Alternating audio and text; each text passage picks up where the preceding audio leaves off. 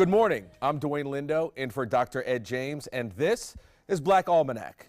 Today we meet one of the last heroic members of the renowned 9th Cavalry, Steve Lewis, one of the two all-black cavalry units, better known as the Buffalo Soldiers. He is every bit a model of perseverance, hard work, and dedication. His life story is a part of American history. The Sarasota alumni chapter of Kappa Alpha Psi Incorporated and many other organizations on the Suncoast will dedicate a community center in his honor. Also on today's show, the president of the Sarasota chapter of Kappa Alpha Psi Incorporated, Keenan Wooten, and Ralph Barnett.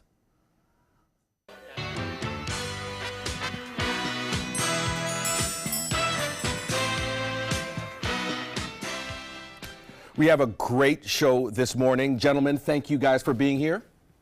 Thank you. Yeah. And we have an honorable gentleman here that's been around for a long time, a very influential person in the community, one of the original members, or I should say one of the living members of the 9th Cavalry unit of Buffalo Soldiers, Mr. Steve Lewis. How you doing this morning? I'm doing fair.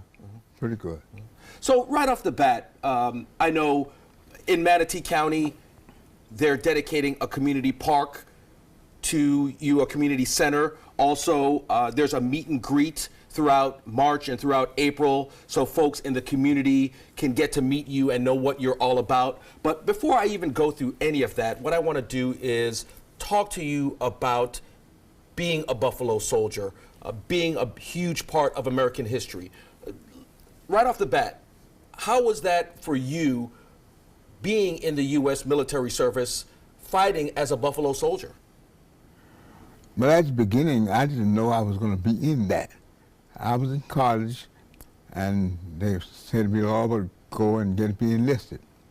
But we went to Camp Landing to be examined and finish the examination and the test and all those steps we took. They gave us assignment. And I was assigned to Fort Clark, Texas. And I wondered, what do they do at Fort Clark, Texas? He says it's cavalry. Well, I knew then what it was about because I was watching cowboy shows, you know, the cavalry, well, everybody had horses. And so that's what I knew then I was going to a place where they're going to have horses. And it was real fun to hear that because I'd never been near a horse.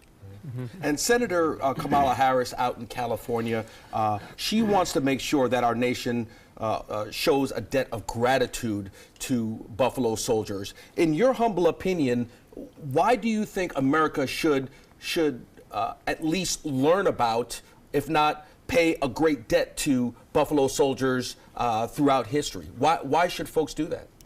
Well, I tell you now, the Buffalo Soldiers got the name was named Buffalo Soldiers because they were out in the West during the time and everybody was, well, when you think about it now, America was started in the East, out near Massachusetts.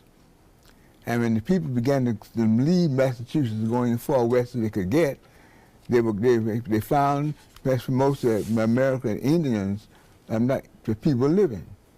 And now imagine now, you're going a place, people look like you trying to get there, and there is a whole group of people facing you didn't know anything about, never seen, hadn't read about them in a book, saying you can't come here.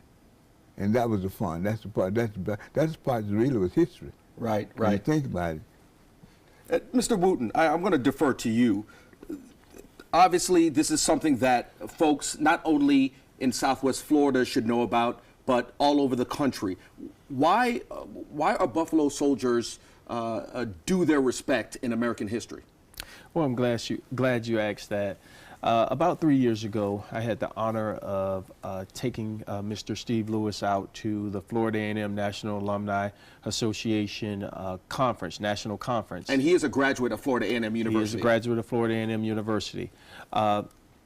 The conference was out in Houston, and he was awarded the Distinguished Alumni Award. And the theme was around Steve Lewis and his tour as a Buffalo soldier and trained as a Buffalo soldier. So we got to go to the museum. The president of the National Alumni Association was there. Several deans of the colleges were there, and a good number of alumni were there to celebrate his achievements in history. When I was out there, Steve received his award, but at the museum, Steve was like a celebrity. He was a celebrity. I'm sure. I mean, I was standing there and I was like, this is a celebrity. He was signing autographs and he was taking pictures. And out in Houston, that's where the museum is. So these guys are like celebrities out there. So at that time, it hit me. I owed this area, Sarasota, Manatee County, I owed this area to capture this on film, display Mr. Lewis to the community in respect to what he had to endure during his time in the 9th Cavalry in the U.S. Army. And I'm working hard to make that dream a reality here on the Sun Coast. Now, Mr. Barnett, Mr. Wooten saying that Mr. Lewis was pretty much a celebrity when he went out there signing autographs, which doesn't surprise me one bit. Now, Mr. Lewis is one of the last remaining members of the 9th Cavalry unit, Buffalo Soldiers, Horse Cavalry. But kind of give me a sense of why it's so important for Mr. Lewis to represent this community. Well, much of the African-American history, especially connected with the military, is tied to a number of units in the U.S. Army. Basically, those are the 9th Army Regiment, the 10th Army Regiment, the 23rd and the 24th Army Regiments. Now, these regiments were formed after the Civil War, mostly from free slaves who joined the Union. And subsequently, many of them had already fought in the Civil War as irregular units. And incorporating them into these segregated units after the Civil War is where the units like that people tend to know much more about, like the Tuskegee Airmen. Right. These various black units all came out of these black Army regiments, and of course the Air Force originally was the U.S. Army Air Force, and so subsequently that military history is tied with blacks is tied to these units all the way through the subsequent disbanding by I think it was Eisenhower, who integrated the military services. Mm-hmm. And Mr. Lewis is one of the last people trained in the original, as an original horse cavalry soldier. And as far as we've been able to determine at present, he appears to be the oldest living member. There was a gentleman who was 111, who was in the 10th Cavalry, who died, I think about 3 years ago. Right. And there's another gentleman in New York who may still be living. If he is, I haven't been able to determine whether he is or not. He would be 93. Mr. Lewis is 96. Right. So let's put it in perspective. All the folks, or the last living members of the 9th Cavalry unit, are pretty much in their 90s at this point. Am I correct? Correct. So how many are living, in addition to Mr. Lewis, how many are around the country right now, roughly? As far as I've been able to determine, only 2 from the original 9th Cavalry, the Horse Cavalry unit. Right. And that may not be correct, but I haven't been able to determine any more. I'm talking to a number of historians to see if I can contact or find out about others, but once you hit about 85, 90 years, it becomes hard to find survivors that go that far back. Of course. Mr. Lewis was born in 1922 in Dade City while his family was moving to Manatee County, to Carmelo. And for those who don't know, Dade City is in Hernando County. Correct. As a member of the military, the 9th Cavalry, he carries that history with him, but he also carries a lot of the history of Manatee County, Mr. Lewis helped to integrate the schools, the original schools in Manatee County, when there were no schools for black kids. And in fact, one of the stories that he tells in one of the interviews is walking across the bridge to go to school in Bradenton because there were no schools in Palmetto for blacks. Wow. And he has an encyclopedic memory, and this history is something that we shouldn't allow to get away. And it's a huge opportunity for us to understand a lot of details about things that we may know bits and pieces about, but he ties a lot of these things together in a very succinct fashion. He also has a way of describing his experiences that I think young people would be very enthused by, which I think is important to get people to read about and to pay attention to his experience. So Mr. Barnett was mentioning that not only is Mr. Lewis a Buffalo soldier, but he was a huge part of the movement in trying to get African Americans here in Manatee County on an equal playing level than everyone else. So he's a huge part of this Suncoast area as well, Manatee and Sarasota County. Yes, he is. He's a charter member of the Sarasota, Florida alumni chapter of Kappa Alpha Psi Fraternity Incorporated. It was his vision to charter our fraternity in this community that has been here for well over 35 years, about 37, 38 years to be exact. So when I had that experience in Houston, like my uncle was saying to me, Marvin Martin, he's a bit of a historian as well.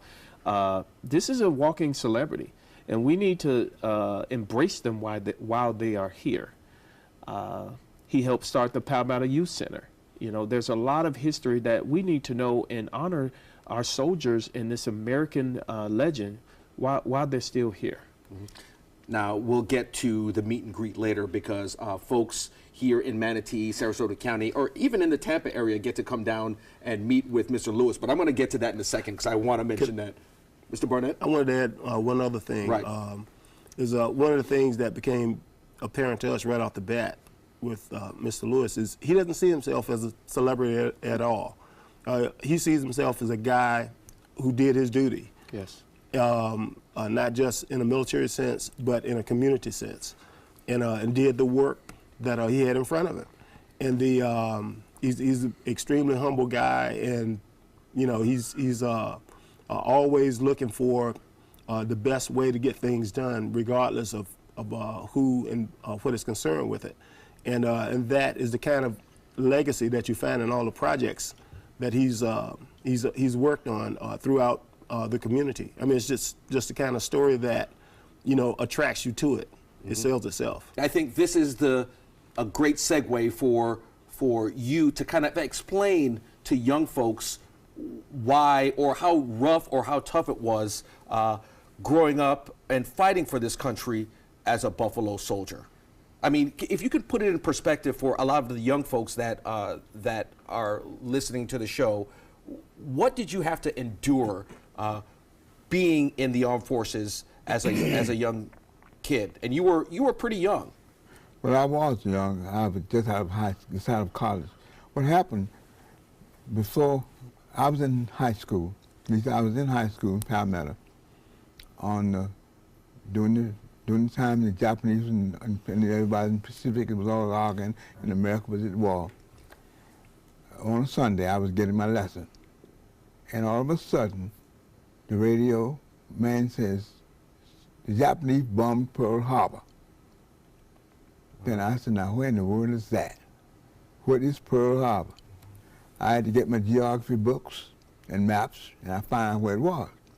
Then he said the Japanese bombed Pearl Harbor. But I was a senior in high school at the time.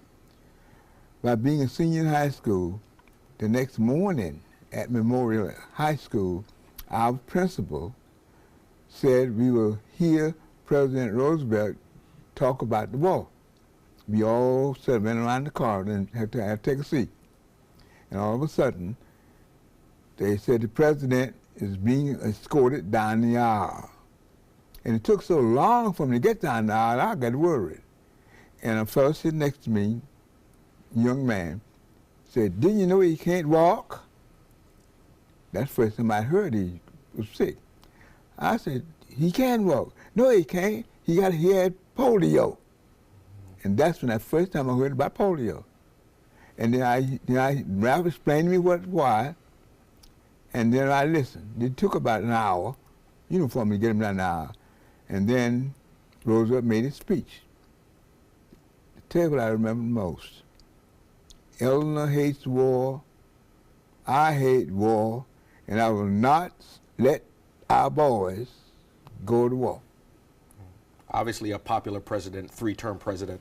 Yeah, but just think now, when he made that speech, the boys were going to war, but as he told it like that. It was interesting. I heard it, and I sat and heard that speech. I never forget it. And that's how I got interested. Now, as far as the Buffalo Soldier idea, I didn't know about a Buffalo Soldier now until I got out of the Army. I served in the cavalry, rode the horses, and then the Army said, "You don't need any of the horses in Germany. Send the horses back to Kansas," and they gave us another name. They gave us a name, service troop. All we did was, we were all black, we got a name called a Ports Company. And when we went, like the Army sent us overseas, I went to Germany, Italy, and all those places, and we were in the back line. Guys stop by, get the information, get the stuff, right, and we work on them and send them up the front. And it made how interesting it was. Everybody would talk about it when they come by. "You have anybody here from my hometown? Who's this one?" And finally, one fellow came by and said, "What's the name of this outfit?" They told him it was the cavalry, and he wanted to know, do you know anybody named from the cavalry, from where you stay? And he asked, a man named Steve Lewis was in the Army, and I was there, and I met him. And he was a truck driver. He had already put his group out, and we came to stop to get his service and going back to where he was supposed to go. And he asked the question. That's how we met people. Wow, wow. I mean, I could listen to personal accounts all day, Mr. Lewis. Yeah. And this is a good segue into going into a documentary that's being produced, A Soldier's Legacy. So I know this is something that's still in the works, Ralph. So give me a sense of what this is about. And two, are we going to hear personal accounts from Mr. Lewis within this documentary? Yes.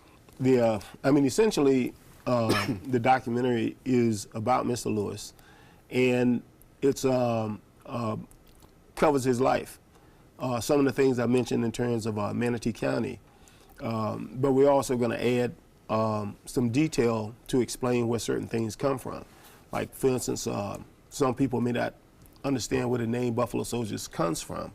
And it actually comes from out west when the 10th Cavalry was involved in protecting settlers in the West and during the Indian Wars. But in the name that they were given by the Sioux, because of their woolly hair and the fierce way that they fought. The Sioux Indians. Like buffalo. And subsequently, there's a lot more to the story than that. Essentially, there's an historical excavation project called Searching for Angola, which you can find online, which was a settlement right on the Manatee River here, where freed slaves, escaped slaves, Seminole Indians, and a mishmash of others. It was an encampment. And this was before Florida was a state. And actually, Andrew Jackson made his mark that eventually catapulted him to the presidency by riding in here with cavalry and destroying that settlement. And when that settlement was destroyed, many of the blacks in that settlement, some of them went to Barbados, and their relatives are still there now, proven by DNA. But others went into the Caribbean and eventually into Mexico and wound up in the West. And with the hunting and trapping and tracking skills they had learned from the Seminoles, they eventually became part of the 10th Cavalry as scouts and other Army units as scouts. Right. And so the Buffalo Soldiers' history, as it really kind of revolves a lot around Manatee County. Yeah. Now, does it revolves around Manatee County, but does it also includes the surrounding counties or the surrounding area? Because back then, obviously, I mean, there were no governmental boundaries, you know, Manatee Right. County, Sarasota Right. County. So does it kind of revolve around the areas of what we call Manatee County now and up north and down south of Manatee County? Yeah, the recruitment for the units took place all over the state. Right. In fact, all over the Southeast. And there were many more blacks in the Southeast at that time, proportionately, than there are now. And subsequently, many of the blacks in the units came from the South, and many came from Florida. And the story Mr. Lewis just told about meeting a guy from Palmetto, who's a truck driver. Right. I mean, there were many members of the 9th and the 10th Cavalry that came, you know, from this area. Right. Now, the reason why we produce documentaries like this is to educate. That's first and foremost, at least coming from my perspective. Keenan, give me a sense of how you guys came about putting this together. What was the specific reasons? I'm sure there are other reasons as well that you wanted to put a soldier's legacy together. Well, the first reason is just Steve Lewis, period, and all the stories he has constantly been telling people over the years, and I've been one of the ones listening to those stories. Also, my experience out in Houston at the National Museum, the Buffalo Soldier National Museum.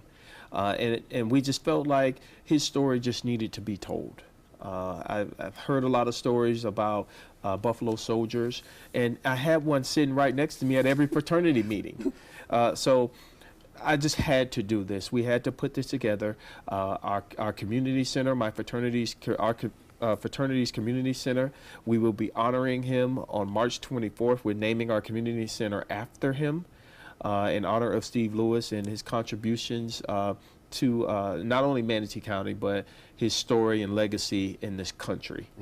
And where's the community center going to be located? It's 1720 26th Avenue, Bradenton, Florida. It's right off of 301, very easy to get to. Dedication at 11 a.m. To 12 p.m. and then from 12 p.m. to 4 p.m. open house. And we've invited all dignitarians in the area, mayors, representative councilmen, county commissioners, and just the community to come out and just see what we're all about. And that date? March 24th, 2018. We're also kicking off our meet and greet of the Honorable Steve Lewis, March 17th. And that's got to be special for a lot of the folks here, especially kids that are in school. That has got to be something special for them. Yeah, a meet and greet. Mr. Lewis will be signing autographs. We will be interacting with the community. They also will have a chance to give to this project throughout the Giving Challenge powered by the Sarasota Community Foundation. And we look to bring this to the big screen. The date, the time, and the place, the venue where these meet and greets are. Okay, the first date next Saturday will be March 17, 2018 at the Manatee Performing Arts Center. And then March 23rd will be at the Manatee Community Federal Credit Union, 1 p.m. to 3 p.m. And then we get into our ribbon cutting March 24th at our community center. We have another meet and greet at LA Fitness off of Cortez in Bradenton. And then we wrap it on back to the Robert L. Taylor Center, April 14th, 2018, 11 a.m. to 2 p.m. And then we go downtown Sarasota, Fit to Run downtown Sarasota, April 21st, 2018. And then April 28th, we're not sure of the location, but it's going to be big, I can tell you that. We're going to have a reenactment. We're partnered with Bayshore High School, ROTC. They're going to dress up as Buffalo soldiers and show this community that we honor a man like him and we respect him. And that's giving back to these young folks that need to know the history of the 9th Cavalry, 9th Horse Cavalry, Buffalo Soldiers, a soldier story, Steve Lewis. Right. And just a few seconds left here. I want to end it with Mr. Lewis. 'Cause again, I could listen to you all day.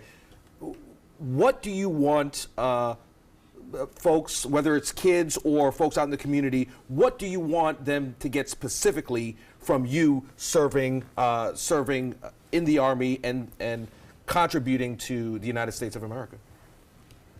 But during that time, let me see now, serving in the Army, it was a split idea. And I remember during that time, at the beginning, everybody in America had their own group.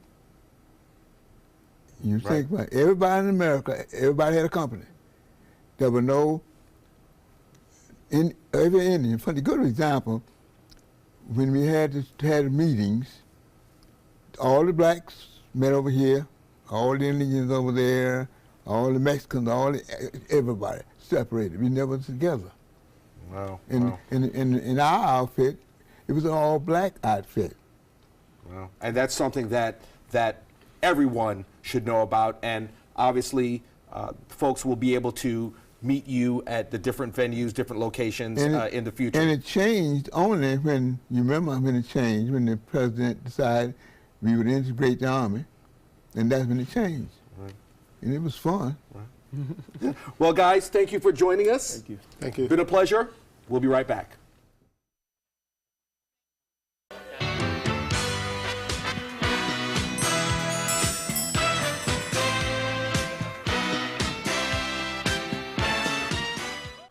Also be on the lookout for a young local musician working to spread a big message. His movement is known as Dedicating to Achieve Greatness.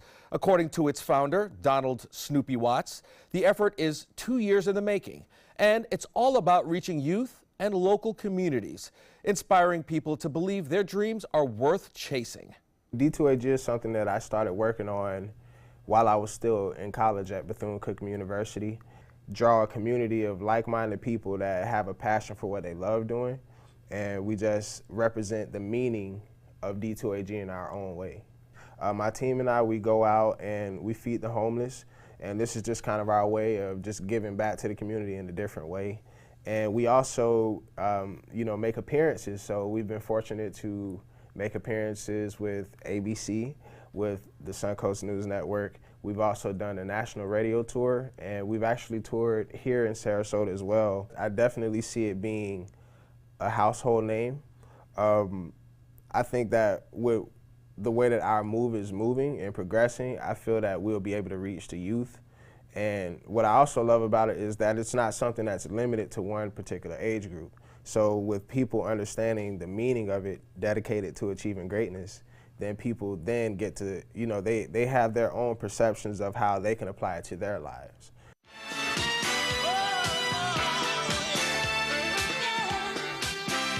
Fortunately, this was my first job out of college, so I was able to come back home and work in my hometown. I wore two hats. I was sports director and I was a news anchor. I did that for a few years and then decided to go full-time into news. Well, I love our team here at ABC7. We have a great mix, and it really is a great mix of personalities, of experience that meshes really well into a really strong team.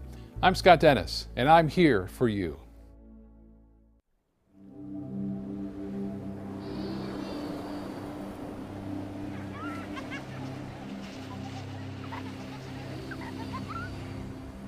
Every time you purchase a fishing license or register your boat, you're helping to preserve our nation's coastlines, lakes, rivers, and streams, protecting memories for generations to come. Learn how your participation in boating and fishing can help the environment at takemefishing.org/conservation.